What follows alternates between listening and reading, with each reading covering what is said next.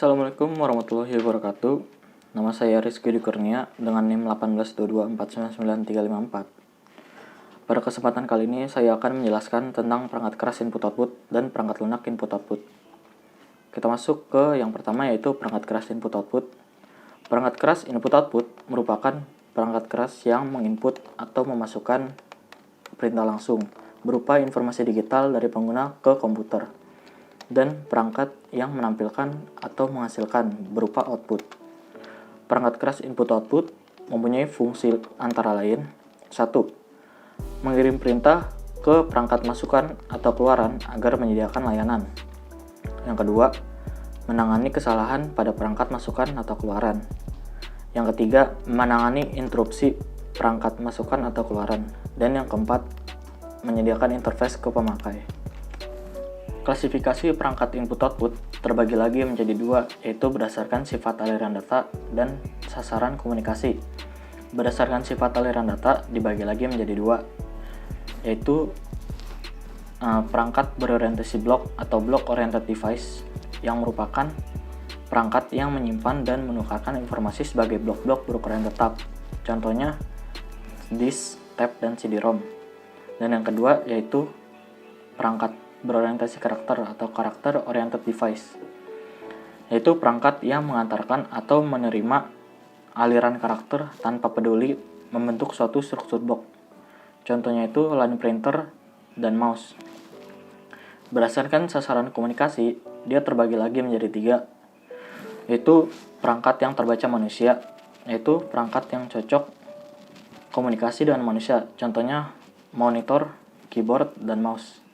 Terus perangkat yang terbaca mesin, yaitu perangkat yang cocok berkomunikasi dengan mesin, contohnya disk dan tab.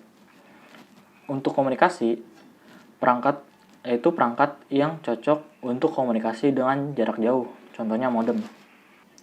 Selanjutnya kita masuk ke device controller.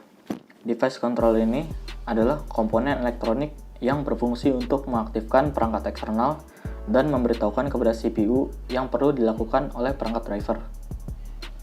Selanjutnya itu Direct Memory Access atau DMA, yang merupakan suatu cara pemindahan data atau informasi dari memori ke perangkat input-output secara langsung tanpa campur tangan dari prosesor. DMA berfungsi membebaskan pemroses menunggu transfer data yang dilakukan input-output device. Saat pemroses ingin membaca atau menulis data, pemroses memerintah DMA controller dengan mengirimkan beberapa informasi, yaitu 1. Perintah penulisan atau pembacaan. Yang kedua, jumlah word atau byte yang ditulis atau dibaca setelah mengirimkan informasi itu ke DMA controller. Pemroses dapat melanjutkan kerja lain. Yang ketiga yaitu awal lokasi memori yang ditulis atau dibaca. Dan yang keempat yaitu alamat input-output device. Selanjutnya kita masuk ke perangkat lunak input-output. Perangkat lunak input-output ini mempunyai tujuan untuk menyelesaikan masalah seperti uniform naming, yaitu nama berkas atau perangkat adalah string atau integer. Error handling, yaitu penanganan kesalahan dalam berbagai macam keadaan pada sebuah program. Transfer sinkron versus asinkron, yaitu prosesor melakukan proses transfer data dan mengizinkan proses lain untuk berlanjut meskipun proses transfer belum selesai. Dan server versus dedicated device, yaitu beberapa perangkat dapat dipakai bersama seperti disk, tapi ada juga perangkat yang hanya satu pemakai yang dibolehkan memakai pada suatu saat, contohnya printer. Agar dapat menyelesaikan masalah tersebut, perangkat lunak input-output terbagi menjadi tiga hal, yaitu interrupt handler, device driver, dan device independent. Yang pertama yaitu interrupt handler. Perintah input bersifat interrupt, maka interrupt handler harus disembunyikan di sistem yang paling dalam agar tidak terlihat ke rutin-rutin berikutnya. Device driver. Semua kode bergantung peralatan yang ditempatkan pada device driver. Tiap device driver menangani satu tipe peralatan atau satu kelas peralatan yang berhubungan.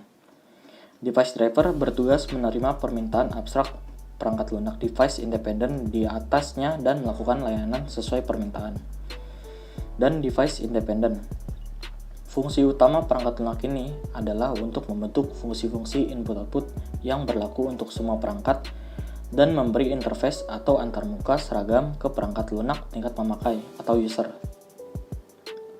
Fungsi dari device independen ini antara lain yaitu interface seragam untuk seluruh device driver, penamaan peralatan, proteksi peralatan, memberi ukuran blok peralatan, melakukan buffering atau menampung sementara atau temporary, alokasi penyimpanan pada blok device, alokasi dan pelepasan dedicated device, dan pelaporan kesalahan.